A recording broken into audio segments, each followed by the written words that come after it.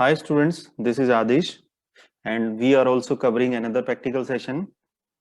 In the last practical session, I covered about the basic structure of this editor, NetBeans, how you can create a web application project, how you can create different kind of the files in it like HTML, CSS, JavaScript, where you have to put those files and where you have to put the pure Java files. I've already explained this. So in this session, we are going to cover about Java Beans classes. So first of all, for creating a Java Bean, सबसे पहले मैं आपको बताता हूँ कि मैं एक package create कर लेता हूँ. तो मैंने आपको बताया था कि हम पैकेज किस तरीके से क्रिएट करते हैं. तो मैं इस पे राइट क्लिक करता हूँ, न्यू, और यहाँ पर मैं एक पैकेज क्रिएट कर देता हूँ. तो मुझे यहाँ पर नाम देना पड़ेगा पैकेज का, और नाम मैं रख देता हूँ सपोज इसके अंदर let's see bean package. Suppose मैं रख देता हूँ बीन्स पैकेज, ये रख दिया हमने बीन्स पीकेजी. ठीक है, तो इसके अंदर एक पैकेज बन जाएगा. Package is just kind of the folder. अभी उसके अंदर कोई क्लास नहीं है, तो अभी मैं एक बीन क्लास बना रहा हूँ. तो बीन क्लास क्या होती है बेसिकली, हम उसको प्रॉपर्टी फाइल भी बोलते हैं इस तरीके से. यानी अगर मेरे पास कोई एंटिटी है तो मैं उसकी कुछ प्रॉपर्टी डिफाइन कर देता हूँ, जिनको शॉर्ट में हम गेटर सेटर बोलते हैं. यानी जिसके अंदर ऑलरेडी मैं दो फंक्शन बना दूंगा. एक क्या करेगा, उसके प्रॉपर्टी की वैल्यू को गेट करेगा और एक फंक्शन सेट करेगा. तो किस तरीके से बनाते हैं वो एग्जांपल हम समझ लेते हैं.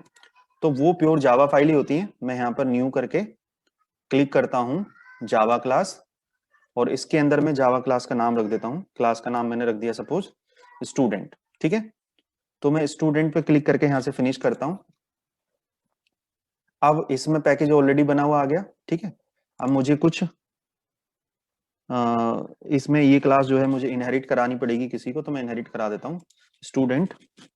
इसको मैं इंटरफेस को इंप्लीमेंट करवा देता हूँ, इम्प्लीमेंट्स जावा. देखिए, अगर आपको पैकेज डायरेक्ट यहाँ पे लिखना है तो आप यहाँ भी लिख सकते हो, या फिर आप उसे इंपोर्ट भी कर सकते हो. जैसे मैं यहाँ पर ही लिख रहा हूँ डायरेक्ट. जो मेरा इंटरफेस है वो आता है मेरा आईओ के अंदर, तो मैंने यहीं पे लिख दिया डॉट सीरियलाइजेबल. ये इंटरफेस में इंप्लीमेंट करता हूँ. ये इंटरफेस है इस पैकेज के अंदर है. तो इस तरीके से मैंने इसको यहीं पर इंप्लीमेंट कर लिया.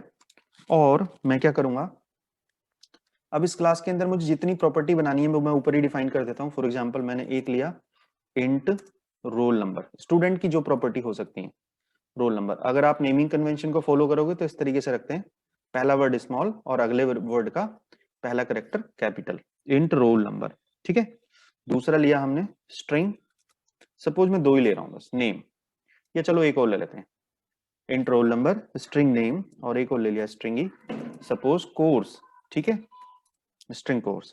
अब इनके गेटर सेटर बनाते हैं हम, और हम इसका एक कंस्ट्रक्टर भी बना लेते हैं. Let's see public student. Constructor आपको पता होगा, it must be with the same name as the class name. ठीक है, तो ये मेरा कंस्ट्रक्टर हो गया. और अब मैं इनके गेटर सेटर बनाता हूं. तो देखिए गेटर सेटर किस तरीके से बनाते हैं. एक्चुअली ये बीन बन रही है. Bean is the kind of the property file, जिसके अंदर हमारे पास एक एंटिटी ली मैंने स्टूडेंट. उसके अंदर मैं तीन फीचर ले रहा हूं उसके, रोल नंबर, नेम और कोर्स. फिर मैं क्या करता हूं, फिर मैं उनके साथ उनके गेटर और सेटर बनाता हूं. तो किस तरीके से बनाते हैं वो देख लेते हैं एक बार. अगर मैं सेटर बनाता हूं तो वो कुछ रिटर्न नहीं करता. तो हम कैसे लेंगे, public void set roll number. इस तरीके से बन जाएगा ये. ठीक है, ये क्या करेगा, एक इंट वैल्यू, क्योंकि मेरा रोल नंबर इंट था तो यहां पर ये इंट वैल्यू लेगा रोल नंबर. ठीक है, यहां पर ये क्या करता है, एक्चुअली ये लोकल वेरिएबल है रोल नंबर, ये असाइन कर देगा हमारे ग्लोबल वेरिएबल के अंदर वैल्यू. तो किस तरीके से करता है वो देख लेते हैं. यहाँ पे हम लिखते हैं दिस. दिस मतलब इसके थ्रू हम असाइन कर रहे हैं क्लास वेरिएबल को. ये हो गया रोल नंबर इक्वल टू, ये जब मैं बिना दिस के करूंगा तो ये लोकल वेरिएबल में जाएगी वैल्यू.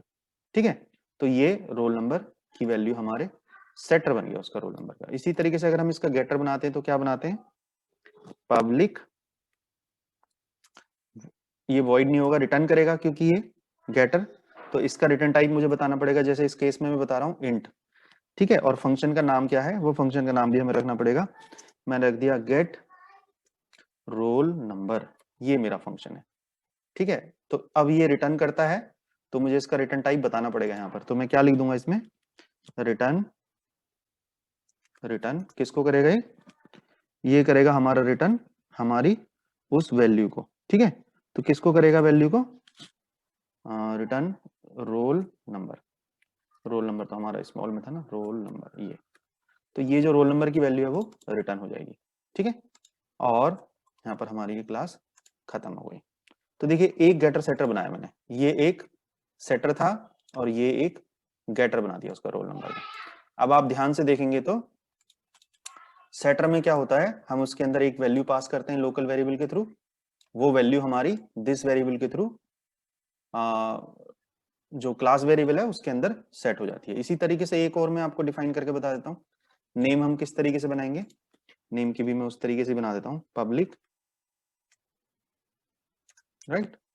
अब इसके अंदर अगर हम सेटर बनाएंगे तो वॉइड ही रहेगा उसका return type, void set name, ये रख दिया मैंने, ठीक है। ये लेगा स्ट्रिंग वैल्यू, स्ट्रिंग नेम ले लिया मैंने, और ये क्या करेगा, जैसे आपको पता ही होगा, इसके थ्रू मैं वैल्यू सेट करूंगा किसके अंदर,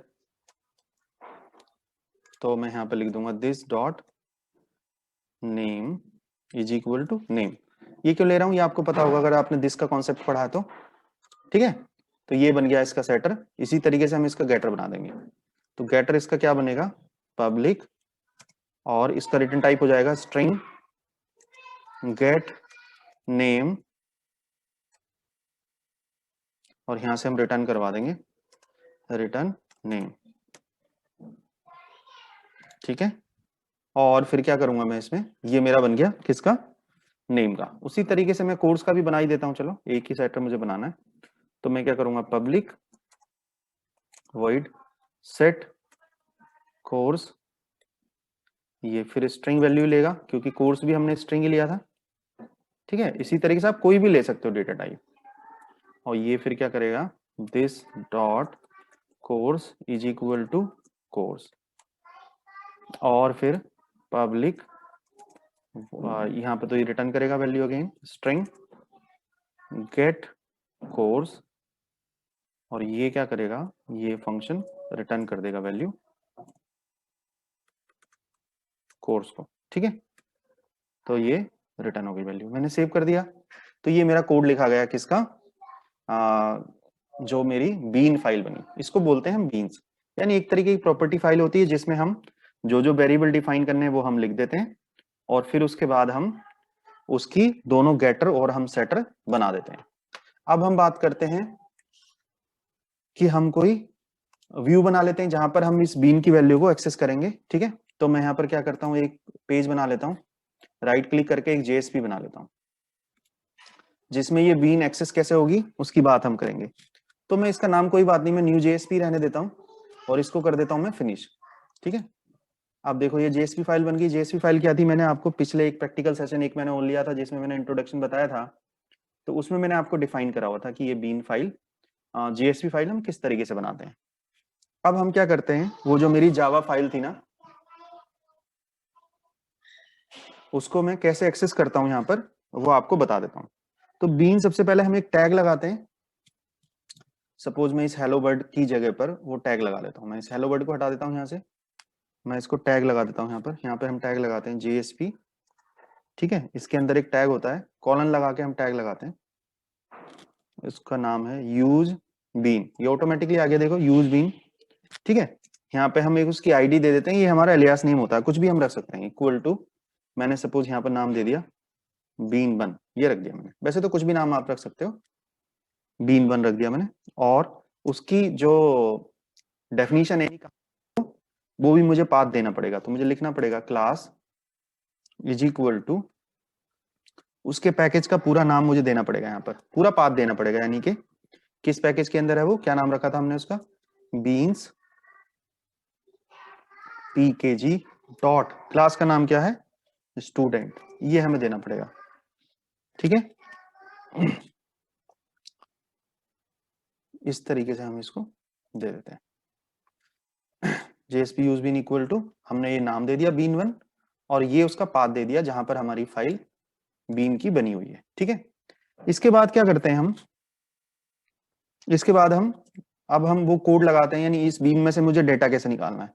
तो ये स्क्रिप्टलेट होती है, स्क्रिप्टलेट मैंने यहाँ पे लिखा, ये मैंने जावा का कोड स्टार्ट कर दिया, क्योंकि आपको पता होगा जेएसपी क्या होती है, it may contain both type of the data. For example आप इसमें व्यू बनाना है तो आप HTML का यूज भी कर सकते हो, और आपको जावा का कोड लिखना है तो आप ये स्क्रिप्टेड लगाइए और जावा का कोड लिख दीजिए।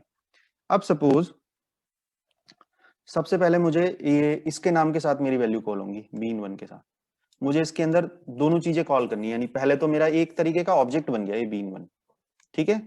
तो इसके साथ मैं गेटर सेटर दोनों को कॉल कर सकता हूं।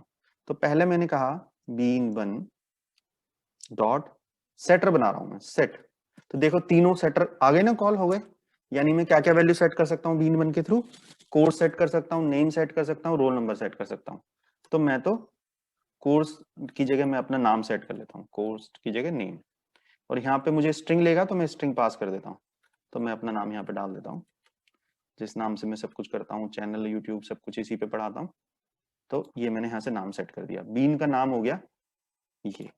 अब मुझे इसको गेट करना है तो मैं गेट भी कर सकता हूँ, जैसे मुझे इसको प्रिंट करना है जो मैंने नाम सेट किया था, तो वो डेफिनेट सी बात है कि इस bean1 के साथ ही मैं प्रिंट करूंगा। तो प्रिंट करने के लिए फंक्शन होता है आउट डॉट प्रिंट, इसके अंदर system dot out dot print नहीं चलता। अगर आपको ब्राउजर पे दिखना है तो आपको लिखना पड़ता है आउट डॉट प्रिंट। यहाँ पर कुछ मैसेज देना है तो आप मैसेज दे सकते हैं, जैसे मैंने लिखा my channel name is, my YouTube channel name is, और मैं यहाँ पर वो वैल्यू कॉन्केटिनेट कर देता हूँ जो मैंने अभी पास करी थी। तो मैं कैसे करूंगा, bean1 डॉट गेटर बना दूंगा उसका। तो गेट कौन सा गेटर, नेम वाला गेटर, गेट नेम। तो ये क्या करेगा, यानी देखो मुझे जो चाहिए वो मैं कॉल कर सकता हूं। मैंने यहाँ पर दोनों चीजें करी, सेट भी मैं कर रहा हूँ वैल्यू और गेट भी मैं कर रहा हूँ वैल्यू। तो जो वैल्यू मैंने सेट करी थी वो पहले किस में जाएगी, आप इसके अंदर चले जाओगे, देखो ये सेटर के अंदर चलेगी वैल्यू, और यहाँ पर वो वैल्यू सेट हो गई क्लास वेरिएबल में। और जब आपको वो निकालनी थी वैल्यू तो हमने वो वैल्यू निकाल ली इस तरीके से। तो ये हुआ हमने बीन कैसे बनाई, ये हमने बीन बनाने का कोड लिखा, और उस बीन के की वैल्यू हमने एक्सेस कैसे करी जेएसपी के अंदर, वो मैंने आपको डिफाइन कर दिया। अब मुझे इसको रन करके देख लेते हैं। तो मेरे अगर ये फाइल रन होगी मेरी न्यू जेएसपी, तो मेरी आउटपुट क्या आ जाएगी, क्या आउटपुट आएगी, my YouTube channel name is techie Aadesh, ये नाम आ जाएगा, ये मैसेज आना चाहिए। लेकिन क्या आएगी देख रहे हो आप, पहले बीन में जाएगी, वहां पे सेटर के थ्रू वैल्यू सेट होगी उस प्रॉपर्टी में, और फिर वो वैल्यू गेट होके यहाँ पर प्रिंट होगी, ठीक है। तो ये हम पूरी साइकिल समझ रहे थे। अब मैं इसको रन करके दिखा देता हूँ। मैं इसको रन कर रहा हूँ और हम वापस उस विंडो पे स्विच कर जाएंगे जो विंडो हमें आउटपुट दिखाएगी। अब आप देख रहे हो आ गया, my YouTube channel name is techie Aadesh, वही फाइल रन हो रही है। तो ये आउटपुट कहाँ से आई है हमारी, उस बीन के थ्रू ये घूम के आउटपुट आई है, राइट। तो आप इस एग्जाम्पल के थ्रू समझ सकते हो कि आप बीन का प्रैक्टिकल इंप्लीमेंटेशन किस तरीके से कर सकते हो। आप और भी एग्जाम्पल ट्राई आउट कर सकते हो।